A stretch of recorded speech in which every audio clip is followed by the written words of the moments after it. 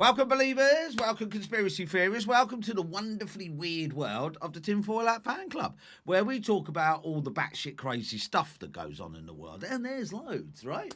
So, all this stuff that I'm going to tell you about today is taken from a website called UFO Insight. Check it out. It's really cool, okay? All right, so last week we spoke about the moon, didn't we, right? And about the ancient text to suggest that the moon wasn't always in orbit. Now you can poo-poo the idea, of course. You know, everyone's got a right to their opinion, of course. You know, and I wasn't around at the time, so I can't say if it's true or not.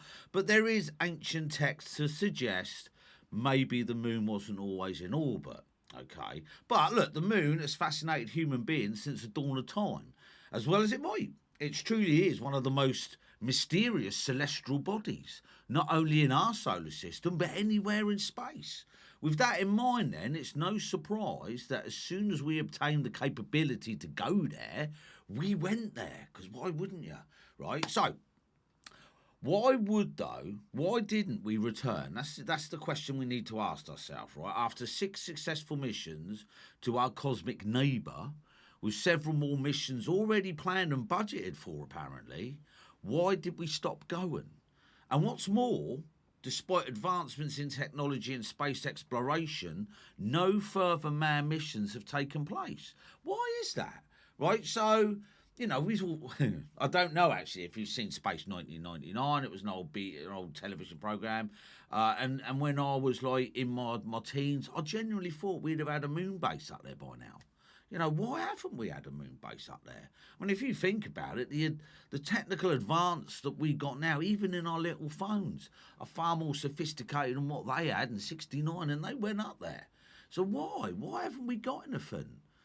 You know, why haven't we returned? It's weird, isn't it? I mean, when Gene Cernan, Jack Schmitt, and Ronald Evans set foot on the moon in 1972, I bet we didn't think they'd be the last person to step on the lunar surface. 1972.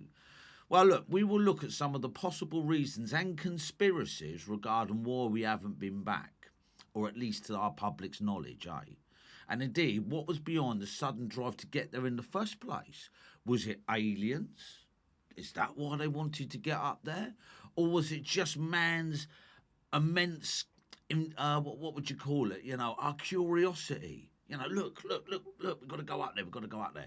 So, why was it then, right? So, as I say, I'll get this information from a place called UFO Insight, all right? As I say, please check it out. It is really quite a cool website, right? So, indeed, these anomalies, if accurate, might indeed suggest an altogether NASA agenda for getting on the moon. All right. So we will look at some of the possible reasons and some conspiracies regarding why we haven't been back to the moon. Like I said to you, right? Okay. Indeed, these anomalies, if accurate, might indeed suggest an altogether alternative NASA agenda other than mere space exploration.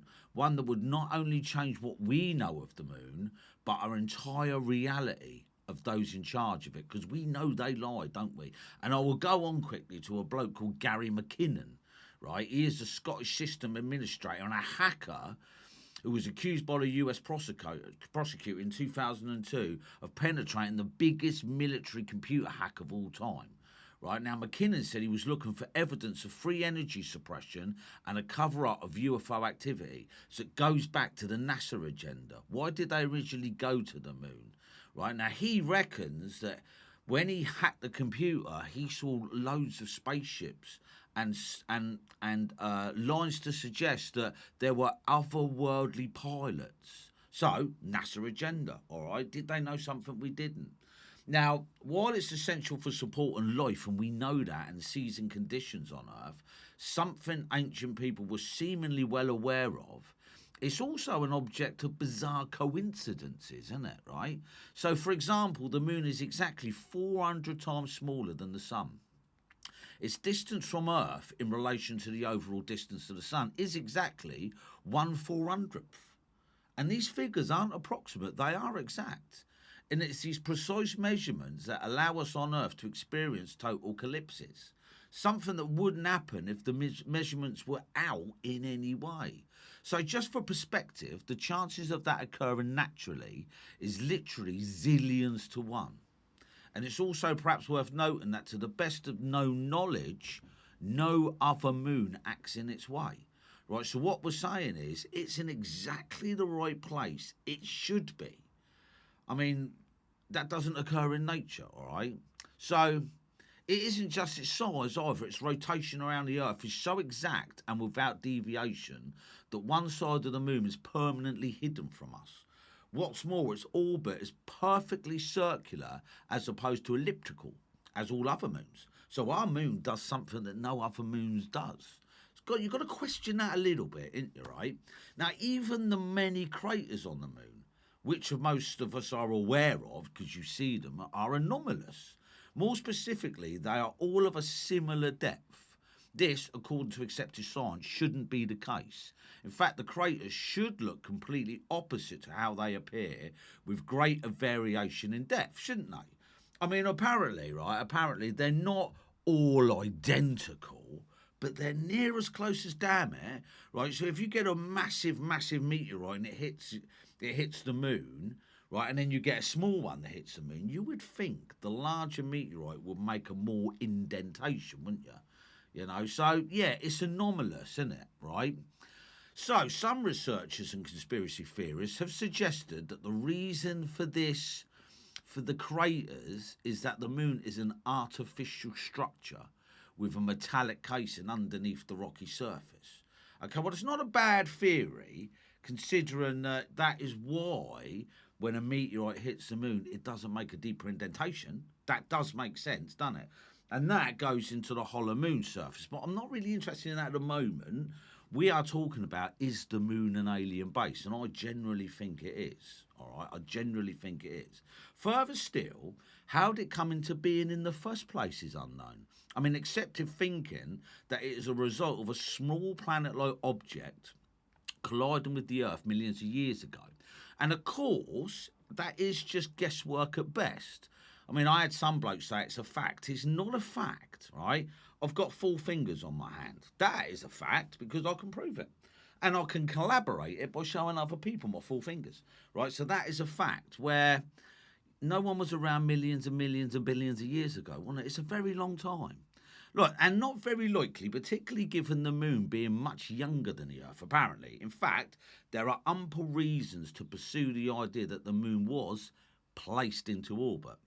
But like I say, I don't want to go into that anyway. You know, I'm not going to poo-poo anyone's theory. I'm not, you know. So perhaps we should note the willingness, or the writing of William Roy Sheldon.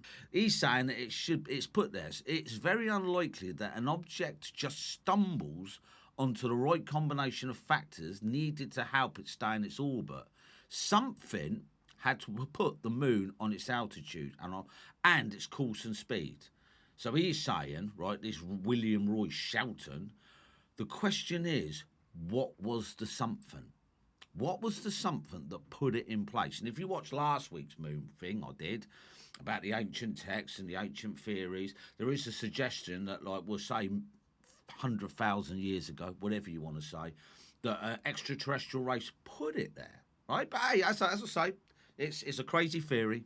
Indeed, much of what we know about the moon is just theory and guesswork.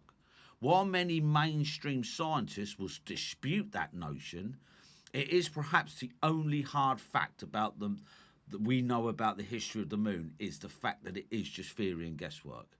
In fact, some researchers, perhaps most notably Russian scientists Avasin and Sherbakov, suggest that the moon is not a naturally occurring celestial object at all, but, as I say, the result of extraterrestrial intervention. So there are people out there who is on that kind of wavelength, isn't there? You know what I mean?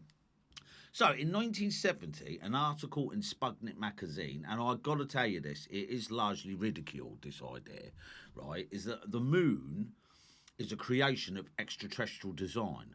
They would claim that the moon was placed there long ago and was not completely natural. Okay, so like I say, and we're not going to go down there anyway, right? So, like, Russian professor of biochemistry Isaac Asimov, he would write, "We cannot help but come to the conclusion that the moon by rights ought not to be there. The fact that it is one of the strokes of luck almost too good to accept. Small planets, such as Earth, with weak gravitational fields, might well lack satellites in general," he says, right? When a planet does have satellites, these satellites are much smaller than the planet itself. So, therefore, there would be every reason to suspect the moon would be a tiny world, perhaps 30 miles. But our satellite is 2,160 miles in diameter. How is it then? This tiny Earth has one. Is simply amazing. All right, and that's Asimov. He wrote that. Now, he is certainly not alone in questioning the facts of the moon. Other scientists also offer their apparent frustration at not being able to explain the existence of our cosmic neighbour. For example, Erwin Shapiro of the Harvard Smithsonian Center for Astrophysics would state, "The best explanation for the moon is an observational error." Right? Similarly, Robert Brett, a scientist for NASA, would claim that it seems easier to explain the non-existence of the moon than its existence, right? Because it's just not right. It shouldn't be there. Might it be that there is ample reason to keep the true nature of the moon a mystery then? Right? Might the Apollo missions have succeeded in uncovering proof of a previous civilization on the moon? And I love that theory, right? One that must now remain out of the public consciousness, so they're not allowed to tell us, right? After all, the instructions in the Brookings report stated very clearly that if they, the astronauts, saw anything, they were not to talk about it as it would undo the fabric of our civilization. Yeah, and we get that, don't we? If you are a massive UFO fan like me, I suppose they would have to keep it secret, wouldn't they? I suppose. You know, people would panic a little bit. Right, before we examine some of the reasons for such a sudden stop to the greatest human achievement in space exploration, let's look at some of the conspiracies that surround the space race and the moon landings themselves. Yes, let's explore them, right? So, the politics of the space race. In the years following the end of the Second World War, both the United States and the Soviet Union, as well as locking themselves in a war of ideology in the Cold War, they would enter into a battle to reach the stars. Indeed, the space race was one of the biggest preoccupations of both the United States and the Soviet Union for much of the 50s and the 60s. We know that, don't we, right? Initially, the Soviets appeared to be in front of the Americans. That, of course, was overturned dramatically when the moon landing happened in 1969. So the goal to land a man on the moon was solidified when Kennedy announced the US would accomplish it by the end of the 1960s. And he did do that, didn't he? Right? The Soviets never made a serious effort to try for a manned moon landing, instead concentrating on developing the space station programs. And thank you, because it's still there, isn't it? Right, the Americans themselves began to explore the concept of space stations, particularly in the 80s with Reagan's infamous Star Wars program, but they ended up sharing it, didn't they, right? So perhaps it's worth noting the conspiracy claims that the reason for wrapping up the Apollo mission was to allow for secret black budget programs away from public scrutiny and secretly working with the Soviet Union, no less. Again, that takes us nicely to Gary McKinnon again, eh? Right? So you think about it. If they did do that, if they secretly did do that and there was black budget programs, because we know there are black budget programs, if it's a lot more sophisticated than what they say, and we've had people coming out saying, I can't remember who it was, but saying that everything that you imagine in Star Trek, we have got and are capable of. Maybe they have been doing it for years, but keeping it to themselves. But I genuinely don't know why they would do that. I mean, why would they keep it to ourselves? Why can't... Money. It's always money, isn't it? I did a video about a bloke who designed a water-propelled car and he mysteriously died and he stumbled out the restaurant saying that they poisoned him. You know, it's all down to money. You know, these people, these pharmaceutical industries and the oil companies, mate, they are really, really big. And and quite dodgy, I think, right? Anywho, on digressing, right? Landing on the moon produced many benefits, though. There is no doubt. Practically every electronic device in use today, sorry, had its beginning in the space program. Transistors, digital mobile devices, even breast cancer screeners, defibrillators, weather satellites, and automated telemachines. That's just to name a few, apparently. Of course, the fact that technology advancements grip the second half of the 20th century has led to some questions about where they got their technology from. And that's what I want to talk about, right? For example, while there is no doubt that the American government, the military, and the intelligence agencies benefited greatly from brilliant minds of some of the top Nazi scientists and engineers through their transplantation to American soil, called Operation Paperclip. Many firmly believe that the now infamous Roswell crash gifted the American military with a plethora of advanced alien technology that not only assisted their journey into space, but helped turn America and many other countries of the West into the technically advanced collection of countries we know today. What do you think? What do you think? I'm going to say yes. I am. As I say, look, if you believe in UFOs as much as I do, you have to sometimes take your skepticism out. Take the skepticism out and go, all right, the Roswell crash happened. Right? I wasn't around at the time, but I'm going to say in 1947, a UFO did crash in Roswell. The army did nick the stuff. They hid the bodies and they back-engineered stuff. I'm going to go with it, all right? So, while the space race certainly provided society with all manner of conveniences, there are some who firmly believe the origins of these technological marvels were the result of a crashed UFO. And what's more, as we look shortly, they believed they would find more on the moon. So, they went to the moon to get more tech. Hey, that makes sense, doesn't it? Now, look, obviously, I want to talk about the alien base side of this, and I'm waffling a little bit. But the moon is weird, right? Because you've got that transient lunar phenomenon, haven't you, right? The so-called lunar transient phenomena can refer to flashes of light on the moon that are either fleeting or long-lasting. And some areas of the lunar surface even randomly goes dark, like a shadow. Do you know what I mean? So it goes dark. Since at least as far back as 1787, people have documented these lights. On April the 19th of that year, astronomer William Herschel reported seeing 3 reddish glowing areas on the moon that he interpreted to be erupting lunar volcanoes. Now, Apollo astronauts, including Apollo 11's Michael Collins, also reported seeing unusual bright areas while orbiting our natural satellite, right? Now, there is an area that is considerably more illuminated than the surrounding areas, Collins said, and NASA mission control that day before the moon landing in 1969. He says it just has or seems to have a slight amount of fluorescence to it, and a crater can be seen, and the area around the crater is quite bright.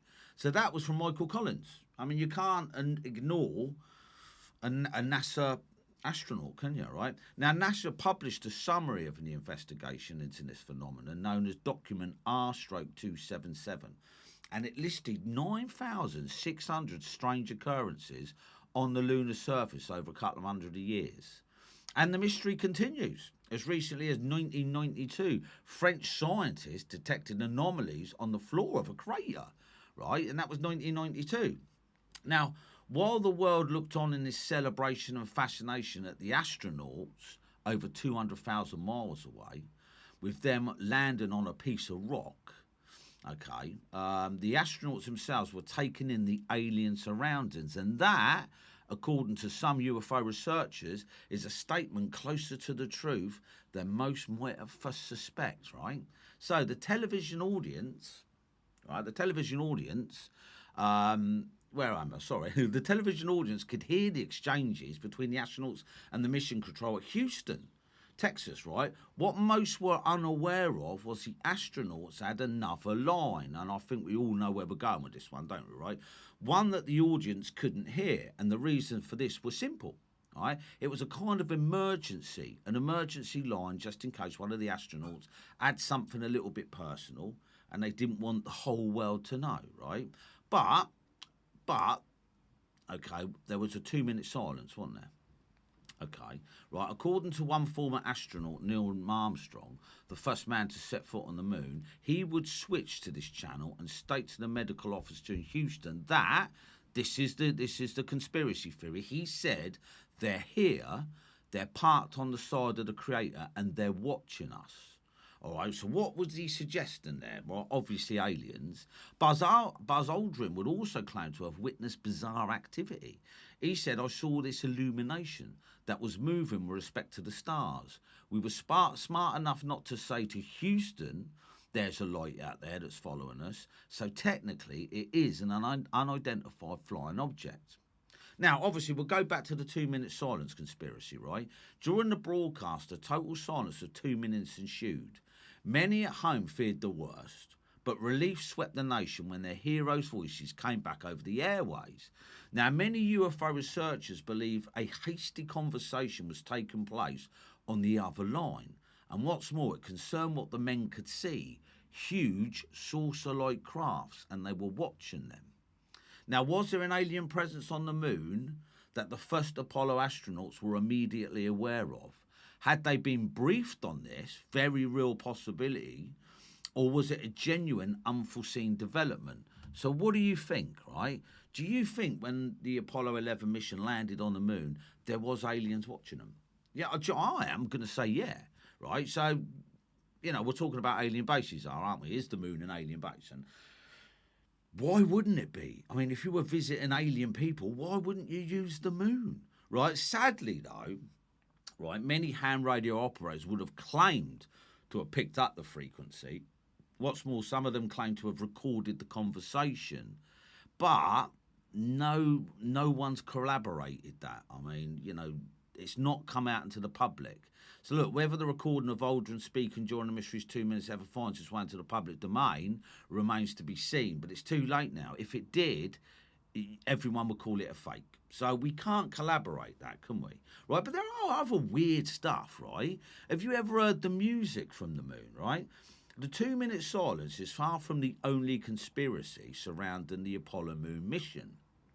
So, in May 1969, 2 months before the moon landing, the crew of Apollo 10, who would orbit the moon over 30 times, would report hearing, well, this is how he explained it, right? Outer spacey sounds or music as they went around the dark side of the celestial satellite and out of signal of the NASA team and Earth, right? So what could they hear, do you think? What's more, it wasn't until 2008 that knowledge of the incident entered the public domain, right? The astronauts themselves found the incident unnerving, to say the least. So much so that they were reluctant to mention it to their superiors when radio contact was re-established several minutes later. Now, NASA would claim that the music was in fact interference between the VHF radios of the lunar module and command module. This could very well be the case. However, perhaps to be accepted, some believed a cover-up of the sound was in place. After all, they remained secret for almost 4 decades, nearly 40 years. Indeed, why did NASA feel the need to remain quiet about what was seemingly just a radio interference? So, their reluctance to bring that forward has made them look guilty, innit, right? In truth, the audio files had been available since the early 1970s, but NASA simply hadn't mentioned it. And at a time when the internet was still a dream, you know, information could readily be hidden, couldn't it? You know, you could hide it in plain sight. No one would have known. Might the music, for example, have been an intercepted signal, perhaps from an extraterrestrial one? Might it have even come from the moon itself? We don't know, do we? As we just simply do not know. Right, so the moon then. All right, so we've covered it a little bit. All right, there are theories about it being hollow, of course. We won't cover that today. I do like the theory, though. Of course I do, right? But would you use the moon as an alien base if you were visiting the planet? And you simply would, wouldn't you? Yeah, so might the music, for example, have been intercepted signal, perhaps an extraterrestrial one, might it have come from the moon itself? As we will examine shortly, there are several theories and claims that suggest the moon is inhabited, maybe even hollow, like I said, right? What's more, it's not only conspiracy theorists making such claims. Al Warden, an astronaut on the Apollo 15 mission, is on record saying, logic tells me that if there was something recorded out there, then there's something there. Makes sense, doesn't it, right? If something's being recorded, then something is making the noise to be recorded. Makes total sense. Furthermore, what was essentially gagging orders on astronauts of the Apollo mission mean that they could not speak publicly of any strange incidences they may witness on the mission. Do nothing to squash such rumours, eh? Why would they why did they have a gagging order? Why? Unless they knew they were going to see something. So, what do you think then, right? An alien base. While we examine such things as an alien presence on the moon, and even the remains of maybe an extraterrestrial base residing in a dark area, other theories suggest that some kind of secret mining operation is taking place, or even top secret testing of nuclear weapons. Other claims suggest that a secret space program has established a human colony on the moon, from where it builds space-operable vehicles, spaceships, right? And we're going back to Gary McKinnon, aren't we, right? While this is a speculation at best, it is certainly interesting. Might UFO sightings be the testing of human-made spacecrafts based on the moon? And if so, where did this technology come from? And why all the rampant secrecy? Now, this part of the moon has been subject of numerous conspiracies, the dark side of the moon. Might there be a good reason for that? If we return a moment to the unique physical aspects of the moon, it leads to claims and theories as outrageous as they are to some. They force us to re-examine what we think or know about our celestial partner. Indeed, while most believe the moon come from a Mars-like object crashing into the Earth and sending what would become the moon blasting into orbit as a result, however, recent studies suggest that the size of the Earth itself by comparison to the moon would mean the new satellite would submit to the pull of the Earth and just crash back in. It wouldn't actually form. The fact is, most of what we know about the moon is purely guesswork, much like the rest of the universe. And while that doesn't mean that we are free to apply whatever outrageous versions of events fit our own respective narratives, there is ample room for speculation on such matters, isn't there? Now, as we have already examined, the dimensions of the moon are so precise as its location that to some it's a purposeful creation, one that without which life on Earth, at least as we know it, would be drastically different, perhaps even impossible. So then, the moon, what do you think? I'm going to go for it's an alien base. I am. I'm going to go for an alien base. And there are anomalies. So if you go and look online, there's towers and there's weird stuff, So, and let's face it, the government, NASA, whoever you want to say, MI5 and the FBI, they wouldn't tell us anything. They would keep us in the dark, wouldn't they? So, this is the Tinfoil Hat Fan Club. Please like, subscribe, and ding that notification bell. And if you can, don't want to sound like a Beggy Beggerson, but if you can, follow me on YouTube. That would be fantastic, all right? Apparently, if you do press the like button, it means something. All right, so this was the Tinfoil Hat Fan Club. I'm going to wrap this up now.